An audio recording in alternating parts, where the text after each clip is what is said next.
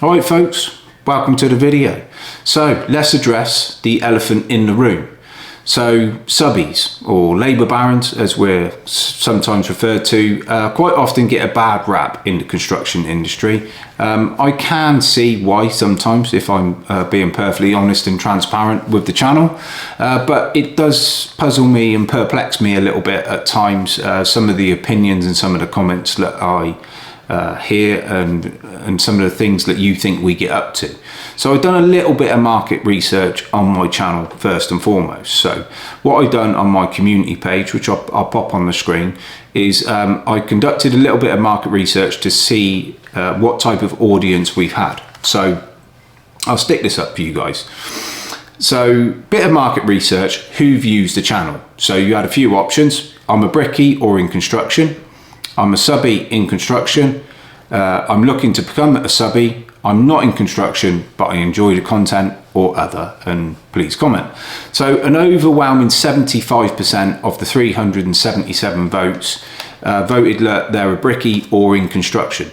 No surprise there, construction-based channel, we sort of get it. So of the 377 votes, 282 are either bricklayers or in construction, and the others were quite low down. So an overwhelming majority, no surprise, in construction. So then I created another poll and asked, would the construction industry be better off without subbies, also referred to as labour barons? So we had 196 votes, slightly less votes on this, which I thought was unusual. But anyway, let's not get into that. So 196 people vote, 56% voted yes, that the industry would be better off without subcontractors or labour barons. 30% no, and 14% don't mind. So 196 people, 109 of them voted yes, we would be better off without subcontractors or labour barons. So then obviously I've got some comments, which again I'll try and put some on the screen and maybe try and address some of these comments, because I think there may be misplaced some of these opinions and what we actually do, and the service we provide and all the bits and pieces that go in behind a subcontractor. Not so much so with bricklaying, if I'm honest, a little bit more into the scaffolding, but you know, plumbing, electrician, plasterboard or dry lining, etc. You know, there's a lot that goes on behind the scenes that I think maybe is not really appreciated. And I think there's this misconception that if the subcontractors are just cut out, then all the trades get more money. But there's an awful lot of slack to pick up from what we do by the developer, which is going to affect your rate. So we'll go through some of the comments. And maybe just discuss them a little bit. So let's get into it, shall we? Paul Fisher, 7911. I think subbies are greedy and all they care about is themselves. They don't give a monkeys about work quality and hit out all the big areas, leaving the crap for the blokes on the books. But I can only say that about the ones in flooring, as that's what I see. So obviously Paul is referring to a flooring company, so I'm not entirely sure how that fits into the bricklaying side of things, but maybe that is true, maybe it isn't, I don't know. In response to that comment, someone, Granny G8155, I've worked for a few subbies over the years and they're all pretty much the same. It's the same blag and bullshit with them. They have an inflated sense of importance. Everything a subbie does can be done by someone who's direct. It just makes it easier for the house builder. Rather than deal with loads of gangs, they can deal with one person. I don't know, I'm sat here running a YouTube channel and I'm going to sit here and say I haven't got an overinflated sense of importance, but truly I don't think I have. This channel is to showcase our work and in particular drive the next generation into this industry, because we're massively short of labour and I've made it my mission 4 or 5 years ago to do something about it. So I wouldn't say that everything a subbie can be done by someone who works direct. And it'd be interesting to see your opinion on people returning to defective work or customer care. Comment below if I'm wrong, but how many gangs do you think I could ring 15, 16, 17 months later and ask them to return to a plot they built or a lift they built to tackle some sort of customer care which has arisen during that period? Even if they still work for you, do you think, genuinely, comment below, do you think that they would return and take care of that? So customer care is just a small example of some of the things that we have to tackle. So we can't get bricklayers back, whether that's gangs or individual bricklayers, we can't get them back sometimes to, you know, do their own snagging, let alone, you know, 2 years later, which is our defect period, typically a 2-year period. So I think if you're honest with yourself, that would be a major problem for most house builders, because they wouldn't get the labour back to take responsibility for what they did. And I hear you say retention. I'm not really sure that many people would really appreciate retention being stopped off of them by the main contractors. I might be wrong, but your retention account could reach a significant amount. But that's one of the comments anyway. Let's go on to the next one. It would work better for the main contractor to employ a foreman, allowing more money to spend on wages for the men and filter out the shit out of the trade.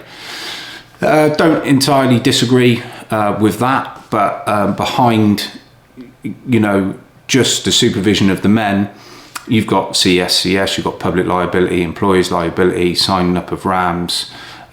You've got all of these bits and pieces that have to be maintained in the background, let alone just checking of the quality of the work. You know, the supervising of the men is just one small element that a subcontractor has to do. So another one, Mick 8451. The brickies and all the trades would get the rates we should get as long that have been long overdue. Subbies are self-serving entity. Again, I don't really agree with that, to be honest. Someone who's commented spot on. Someone has also put, you get the rates that the market pays. You're not due any more than that anyone is willing to pay. I happen to agree with that. The market conditions dictate the rates that are paid, just like the market conditions dictate house prices, for example. At the moment, materials are coming down because you know, builders merchants are trying to keep materials turning, cash coming in the door, so they're being more competitive and outplaying each other. So it's the same principle when there's a downturn and there's more available labour, then naturally the prices come down. So I'm not sure this about fairness really comes into it. It's market conditions. And if we got into fairness of life and you look at it that way, I think you're always going to be on the losing side. So Barry 5138. The massive firms might have 5,000 men across their sites.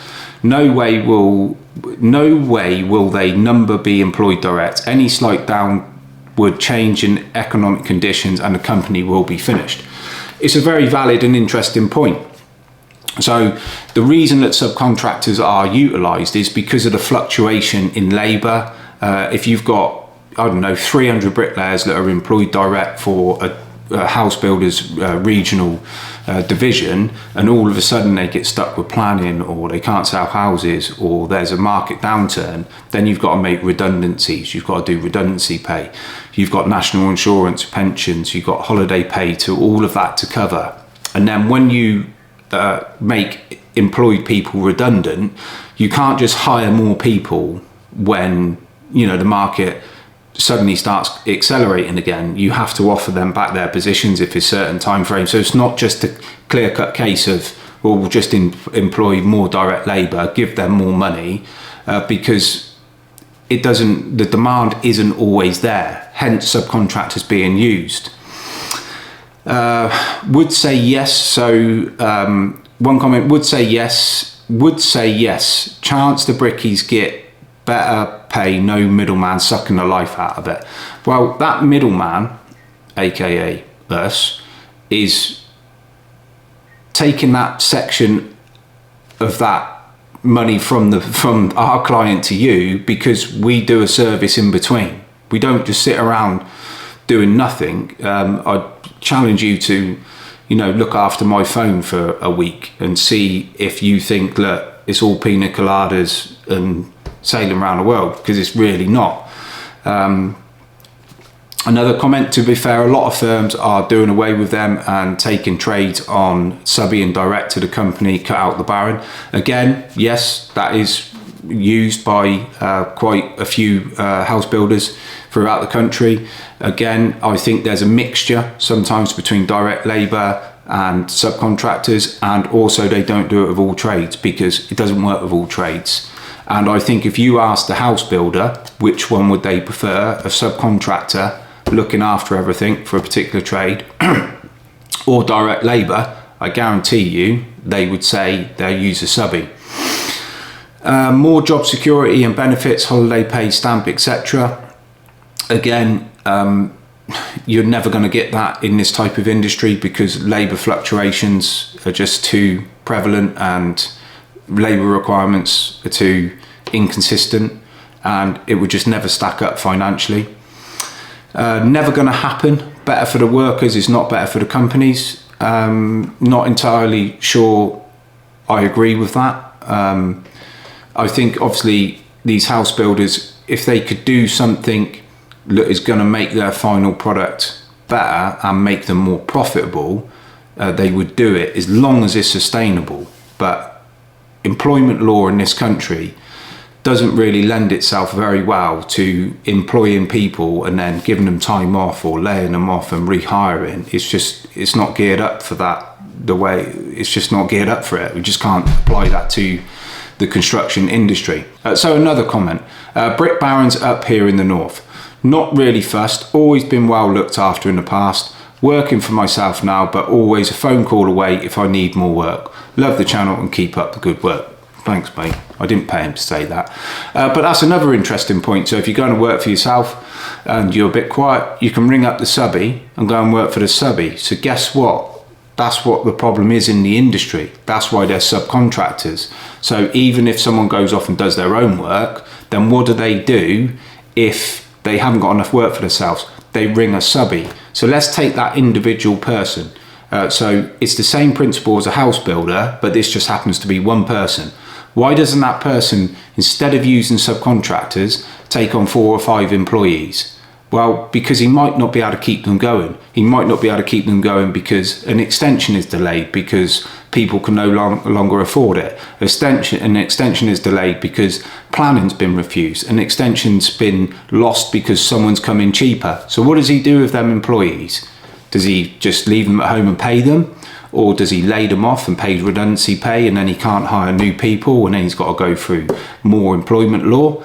It's not simple and as cut as dry as just cutting out the subby. For that exact same reason, apply that to one person is the same to one company. Same difference. Brummy Bricky Ben. Good to have you on the channel, Ben. I have worked for many subbies and seen many of them get rich from the true tradesmen. The big construction firms could meet the grafters in the middle and make it a better prospect for those in the trade and future trades. I don't entirely disagree, really. Maybe there is a compromise somewhere in the middle. But as for getting rich off the true tradesmen, I'm a tradesman. My father's a tradesman, my brother is a tradesman. I'm not sure why someone working for a subcontractor is a truer tradesman than a subcontractor that is a tradesman. I think that's neither here nor there. The big construction firms could meet grafters in the middle. Maybe that's a bit of a compromise, but is it possible? Probably not. Another comment, more often than not, main contractors, site managers are looking for ways to reduce their own accountability. When budgets are tight or the developers are just being greedy, the new, inexperienced, desperate and cowboy type subbies have a race to the bottom of the tendering. Then the only way for the subby to make a profit is to reduce the rates for the gangs. Then the quality of the work deteriorates, gangs come and go. The same house was built by 10 different gangs, each gang working on top of rush work at best, hideous condemnable work at worst. stress is flying everywhere and people start backstabbing and scheming to get the easy money work. Friends and colleagues fall out with each other. Everyone starts lying to everyone and extras start appearing. In speech marks, honestly, mate, it's always been in with the price. I don't really know where to decipher that comment, if I'm entirely honest. I'm not sure about reducing their own accountability. I think it's about managing risk, quality, program. I don't think it's accountability in any way, shape or form, to be honest. We do control a large element of building the fabric of the house, so we're pretty key to them. I don't think using subcontractors is to reduce their responsibility, or to reduce their accountability, should I say. That's an interesting line of thought. That I don't really see how that fits in, to be honest with you. But again, I'm open to everyone's opinions. That's why I put the poll up. I've got nothing to hide from you guys.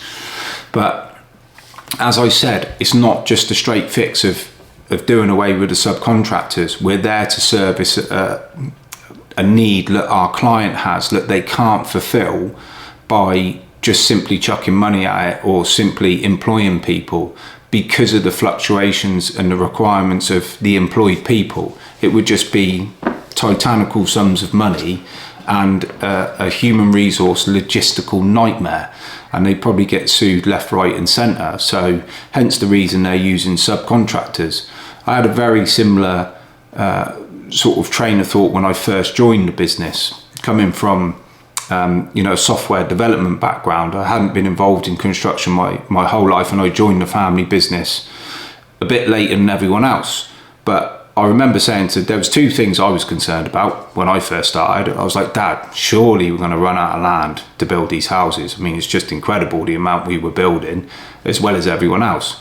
And two, I just said, look, subbies are dinosaurs and they're going to be eroded and eradicated, and surely these massive, huge house builders, turning over billions of pounds a year, are just going to eventually get rid of the subbies and employ their own labour. And here we are 22, 23 years later, and guess what? Subcontractors are still used on every single trade throughout the majority of the national house builders throughout the UK. So I think we're here to stay, unfortunately, if you don't like it. I do think we've got our perks and our benefits. I do think we provide continuity of work for subcontractors and self-employed people, whether that's moving from site to site. I do think we offer, regular and consistent payments. We suffer, the cash flow problems if clients don't pay. And you've got that job security and that cash flow security if you are working for a subcontractor. And unfortunately, we need to make a margin on that for providing that service. We also have the office staff and public liability and employees liability, with fleet insurances and fuel bills and the yard and capital investment into scaffolding. There's a whole host of things that go into every business, and bricklaying is relatively simple, and we've got quite a big infrastructure supporting our site teams. Whether that's CHAS and SMAS safety approvals, the various boxes you have to tick. I mean, I challenge any bricklaying subcontractor, out on site working for a subby, to try and achieve CHAS and SMAS, which is a safety certificate that are required to work for the majority of these house builders. From anti-bribery to modern slavery to health and safety policies to drug testing to a whole host of documents, and it's a whole module you have to complete and you have to comply with in order to get your certificate, because guess what, you don't get your certificate, you don't get paid, so you can't be without it. So then you take on someone like a ground worker, and you've got plant and machinery and maintenance and checks and fuel the transportation of the welfare facilities. They're sometimes principal contractor when a site starts. The list goes on and on and on for what a subcontractor needs to do. You know, either dry lining, a dry liner, you know, they have a boarder, they have a tacker, they tape and jointing. There's all these multiple trades that fit into one trade, which maybe you don't appreciate from your side, which is why I'm trying to give you my side. So obviously I'm biased and I get that, but I've tried to give a fair and balanced response to the comments, and I do take them on board, and I do understand why we're sometimes perceived as the fat cats making all the money, which I don't think is fair, and it isn't true. It's a lot of stress with what we do. It's the life we've chosen, and we could go the other route and be like everyone else, but I've never wanted to be like everyone else. I've always wanted to be a bit different. So hopefully that gives you a bit of an insight into my point of view as a subcontractor.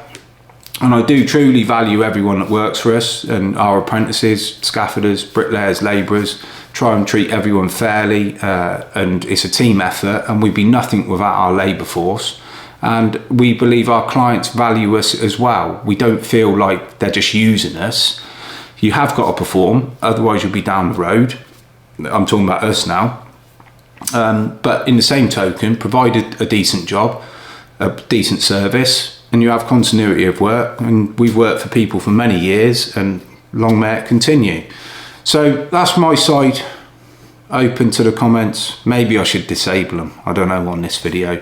But again, the video is with the best intentions to give you a fair, balanced reflection of the industry from bricklayers and from subbies, and hopefully I haven't offended anyone.